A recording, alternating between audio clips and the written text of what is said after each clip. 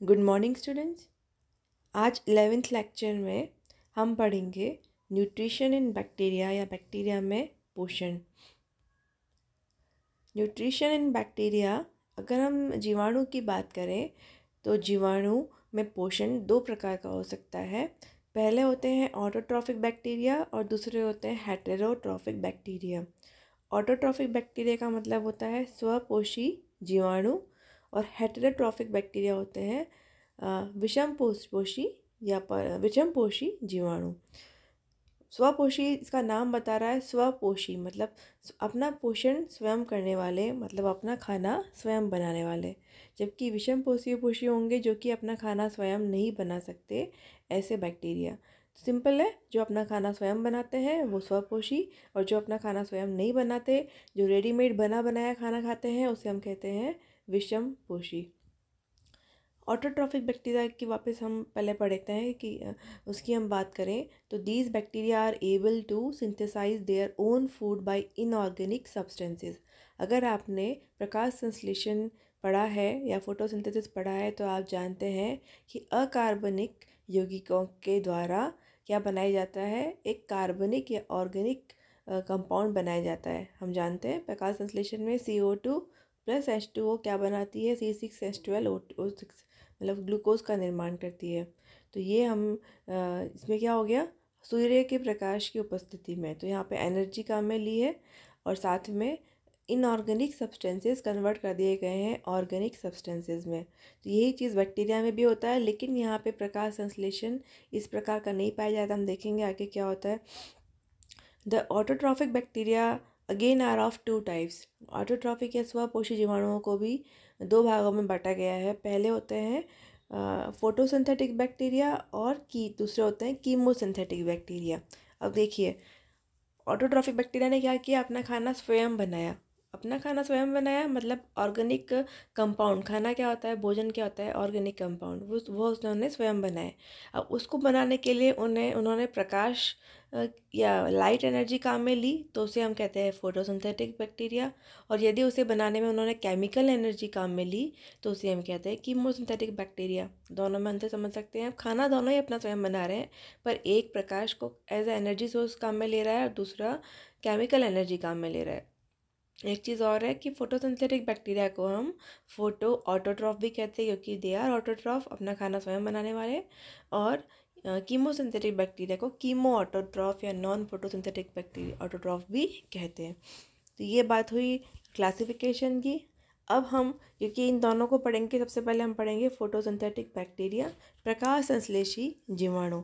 मैं बता चुकी हूँ पहली लाइन कि ये जीवाणु प्रकाश को एनर्जी सोर्स के रूप में काम में लेके या लाइट को एनर्जी सोर्स के रूप में काम में लेके अपना भोजन बनाते हैं। These are mostly anaerobic bacteria. यह ज़्यादातर, मतलब लगभग सारे ही क्या होते हैं, एनएरोबिक, मतलब अवायवीय। अवायवीय का मतलब है कि इनको ऑक्सीजन की आवश्यकता नहीं होती जीने के लिए। तो they are mostly anaerobic bacteria which grow in light and are usually found in sulphur springs. ये जितने भी जीवाणु हैं ज़्यादातर कहाँ पाए जाते हैं, जो गर्म पानी के झरने या जहाँ पे इसमें गंधक पाया जाता है, सल्फर पाया जाता है, ऐसे स्थानों पर पाए जाते हैं जहाँ पे ये हाइड्रोजन सल्फाइड H2S को काम में लेके प्रकाश की उपस्थिति में क्या बनाते हैं, कार्बनिक कंपाउंड बनाते हैं। इसके मुख्य उदाहरण है पर्पल सल्फर बैक्टीरिया, मतलब यहाँ पे होगा बैंगनी सल्फर बैक्टीरिया, और दूसरे हैं ग्रीन सल्फर बैक्टीरिया। ये इसके मुख्य उदाहरण है। इसके अतिरिक्त भी और होते हैं, पर इन दोनों को आपको याद रखना है, purple sulphur bacteria and green sulphur bacteria. अब एक बार हम देखते हैं, इन सब का आप एक एक उदाहरण भी याद करेंगे। कि ग्रीन सल्फर बैक्टीरिया की हम बात करें तो इसमें दो अंतर होता है। पहली बात तो ये है कि ये एज अ सोर्स, मतलब जो एनर्जी सोर्स, तो ये आपको पता ही है कि क्योंकि ये फोटोसिंथेटिक है तो ये प्रकाश को काम में लेंगे। पर जैसे प्रकाश संश्लेषण में पादप H2O प्लस क्या करते हैं, CO2, तो यहाँ पे इनका क्या है कि यहाँ पे ये H2O की जगह H2S काम में लेते हैं। बाकी पूरी रिएक्शन सेम है, आप देख रहे हैं। रिएक्शन है 6CO2 plus 12H2S give rise to 6,6H12O6 +6H2O +12। तो सेम जो आप अगर रिएक्शन देखेंगे तो प्रकाश संश्लेषण वाली है, बस यहाँ पे क्या हो गया है, H2S आ गया है H2O की जगह, और उसी प्रकार से आगे भी 12S आ गया है O2 की जगह। ठीक है, इसका उदाहरण आप पढ़ेंगे Chlorobium. Chlorobium green sulphur bacteria, और इसमें जो वर्णक पाया जाता है वो क्लोरोफिल नहीं पाया जाता है, इसमें पाया जाता है बैक्टीरियोविरिडिन या क्लोरोबियम क्लोरोफिल। तो ये 3 चीज़ याद रखनी है आपको। पहले अगर रिएक्शन आप याद कर पाओ तो अच्छी बात है, नहीं तो कम से कम आप नाम याद कर लो। क्लोरोबियम किसको ये कन्वर्ट करते हैं, H2S को, और इसमें कौन सा वर्णक पाया जाता है तो आप बताएंगे क्लोरोबियम क्लोरोफिल, या इसे हम बैक्टीरियोविरिडिन भी कहते हैं। दूसरा उदाहरण है पर्पल सल्फर बैक्टीरिया।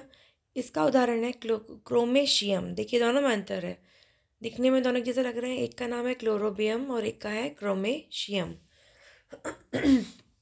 क्रोमेशियम की हम बात करें तो इसमें ये जिस कंपाउंड को कन्वर्ट करते हैं वो होता है Na2H2O3।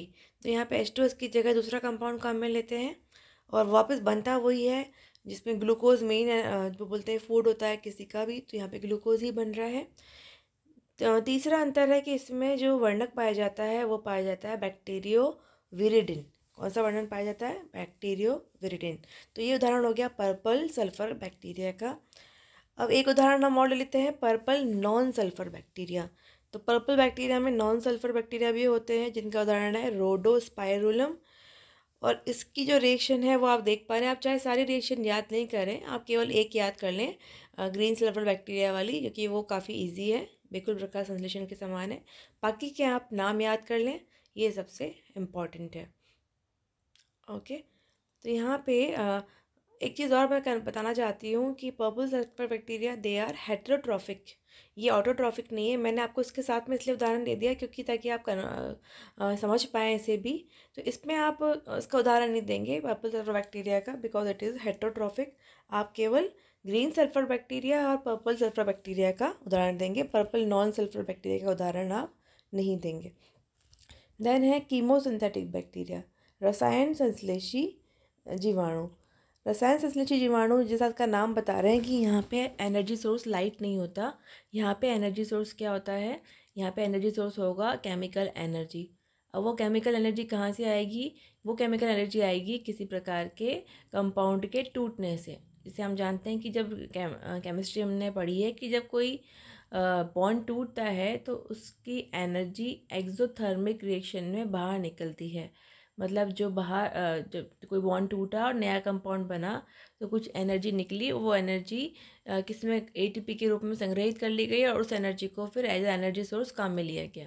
So they get energy for food synthesis by the oxidation of certain inorganic substances such as ammonia, nitrates, nitrites, ferrous ions, hydrogen sulfide and number of other metallic and non-metallic materials available in the environment। तो यहाँ पे जैसे ammonia है, nitrite, इन सब inorganic substances से energy प्राप्त की जाती है इनके बॉन्ड्स टूटने के द्वारा। These bacteria are thus independent both of light and of organic material. They are unique because they can live even under conditions unfavorable for plant growth. ये बैक्टीरिया जीवाणु जो होते हैं दे आर यूनिक। वे unique क्यों हैं, क्योंकि देखिए उन्हें प्रकाश की भी आवश्यकता नहीं है और उन्हें किसी प्रकार के वो अपना भोजन भी स्वयं बनाते हैं, मतलब किसी और पे डिपेंडेंट नहीं है वो भोजन के लिए, उनको बना बनाया भोजन भी नहीं चाहिए। तो they are not dependent on light and organic material for their food because that's why they are unique, इसीलिए वे क्या होते हैं, यूनिक होते हैं। और they can live even under conditions unfavourable for plant growth. वे ऐसे वातावरण भी में भी रह सकते हैं जो कि प्लांट ग्रोथ के लिए अनफेवरेबल है। Example of chemosynthetic bacteria are sulfur bacteria, iron bacteria, nitrifying bacteria and hydrogen bacteria etc. तो यहाँ पे बहुत सारे उदाहरण होते हैं किसके, कीमोसिंथेटिक बैक्टीरिया का। हम कुछ उदाहरण ले लेते हैं। आप चाहे रिएक्शन याद मत कीजिए, मैंने यहाँ पे मेंशन कर दिया कि अगर आप याद करना चाहें तो याद कर सकते हैं, लेकिन आप समझ पाएँ कि आयरन बैक्टीरिया किस प्रकार से काम कर सकता है। अभी आयरन बैक्टीरिया, आयरन मतलब लोहा, इसका उदाहरण आप कोई भी एक याद कर लेंगे, गैलियोनेला या स्पिरोटेलस, नहीं तो फेरोबैसिलस बहुत आसानी से याद कर सकते हैं, तो वो हो जाएगा फेरोबैसिलस। फेरोबैसिलस किस प्रकार से कार्य करता है, यह यहाँ पे आप देख रहे हैं फेरिक कार्बोनेट दे रखा है और ये आगे करके फेरिक हाइड्रोक्साइड में कन्वर्ट हुआ है। तो यहाँ पे हम देखते हैं कि किस प्रकार से कौन सा बॉन्ड टूटा और कैसे बॉन्ड बना और उससे एनर्जी निकली और ये एनर्जी काम में ली गई आगे भोजन के रूप में। देन हाइड्रोजन बैक्टीरिया, ये हाइड्रोजन को काम में लेते हैं। इसका उदाहरण है हाइड्रोजिनोमोनास, ये H2 + O2 = 2H2 और यहाँ पे भी एक्सोथर्मिक रिएक्शन है, एनर्जी प्राप्त होती है जो कि आगे काम में ली जाती है। देन अमोनिफाइंग बैक्टीरिया, ऐसे बैक्टीरिया जो कि एमिनो एसिड जो प्रोटीन और एमिनो एसिड को अमोनिया में कन्वर्ट करते हैं, उसे हम कहते हैं अमोनिफाइंग, मतलब अमोनिया बनाने वाले बैक्टीरिया। किससे? प्रोटीन और अमीनो एसिड से। उदाहरण है प्रोटियस वल्गेरिस एंड बैसिलस माइकोइडिस। इसी प्रकार से नाइट्रीफाइंग बैक्टीरिया, ये आप पढ़ चुके हैं ऑलरेडी, बहुत कॉमन बैक्टीरिया होते हैं जो कि अमोनिया को नाइट्रेट में और नाइट्रेट को नाइट्राइट में कन्वर्ट करते हैं। तो यहाँ पे जो अमोनिया को नाइट्रेट में कन्वर्ट करते हैं, बेसिकली ऑक्सीडेशन रिएक्शन है, वो होता है नाइट्रोसोमोनास। तो यहाँ पे क्या किया, अमोनिया + O2 गिव्स टू क्या करेंगे अपन, नाइट्रेट। अब इस नाइट्रेट को नाइट्राइट में कन्वर्ट करने के लिए फिर से नाइट्रेट का क्या होता है, ऑक्सीडेशन होता है या ऑक्सीकरण होता है और क्या बनता है, नाइट्राइट। और ये कौन करता है, नाइट्रोबैक्टर। तो बहुत सिंपल सी रिएक्शन है, ये दोनों रिएक्शंस क्या होती है, एक्सोथर्मिक होती है। तो ये भी क्या हो गया कि कीमोसिंथेसिस या रसायन संश्लेषी जीवाणु हो गए, कौन, नाइट्रोसोमोनास और नाइट्रोसोबैक्टर। देन डीनाइट्रीफाइंग बैक्टीरिया, अब कुछ ऐसे जीवाणु होते हैं जो कि इन जो नाइट्रेट और नाइट्राइट को किस में कन्वर्ट करते हैं, मॉलिक्यूलर नाइट्रोजन में कन्वर्ट करते हैं, मतलब सीधे N2 में कन्वर्ट कर देंगे। उनके उदाहरण है माइक्रोकोकस डीनाइट्रिफिकेंस एंड स्यूडोमोनास डीनाइट्रिफिकेंस। अब नेक्स्ट हो सकता है मेथेन बैक्टीरिया, जो मीथेन को ऑक्सीडाइज करके कार्बन डाइऑक्साइड में कन्वर्ट करते हैं। उदाहरण है मिथेनोमोनास। ओके, मिथेनोमोनास। अब हम अब तक क्या पढ़ चुके हैं बेटा, अब अभी तक हम पढ़ चुके हैं कि फोटोसिंथेटिक बैक्टीरिया क्या होते हैं, कीमोसिंथेटिक बैक्टीरिया क्या होते हैं। ऑटोट्रॉफिक में हम दोनों उदाहरण पढ़ चुके हैं, इनके उदाहरण हम पढ़ चुके हैं। अब हम पढ़ने वाले हैं कि हेटेरोट्रॉफिक बैक्टीरिया क्या होते हैं, जिनको हम कहते हैं विषम पोषी जीवाणु। विषम पोषी इनके नाम से पता चल रहा है कि इन जीवाणु ये अपना भोजन स्वयं नहीं बना सकते।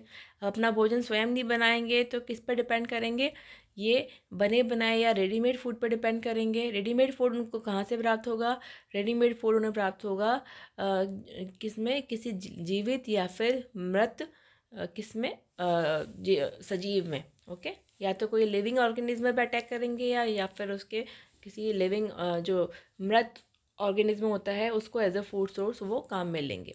तो basically they are of 3 types, ये 3 प्रकार के होते हैं। पहला होता है पैरासाइट्स, दूसरा होता है सेप्रोट्रॉप्स और तीसरा होता है सिम्बायोंट्स। पैरासाइट मतलब होते हैं परपोषी।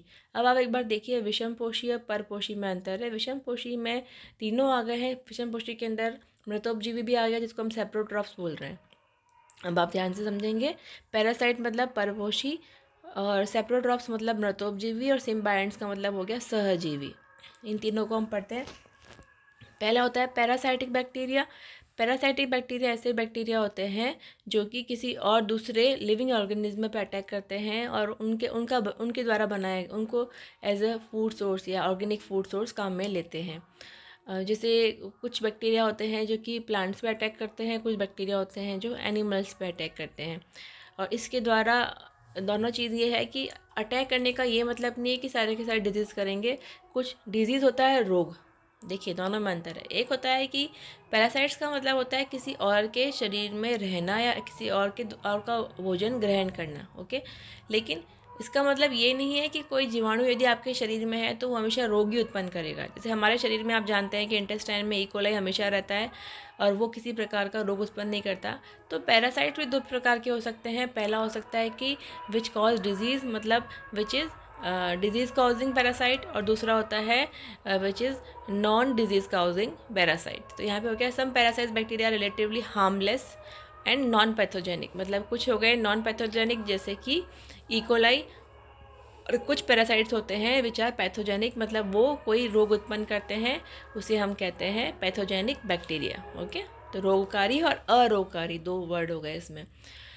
ये पैथोजेनिक क्यों होते हैं, क्योंकि ये कुछ ऐसे उस जो होस्ट मतलब जिसमें ये परपोषी में जिसमें रहते हैं उसमें ये कोई ना कोई ऐसी कोई चीज़ें उत्पन्न कर देते हैं, ऐसे चेंजेस आ जाते हैं जो कि उसमें रोग उत्पन्न करते हैं। इसका उदाहरण हम ले सकते हैं, एक हम पादप रोग वाले जीवाणु का नाम ले लेते हैं जो है ज़ैंथोमोनास। ओके, ये सिट्रस कैंकर रोग करता है। और एक है विब्रियो कॉलेरी जो कि हेजा या कोलेरा का रोग करता है एनिमल्स के अंदर। तो ये हो गए पैरासाइट्स।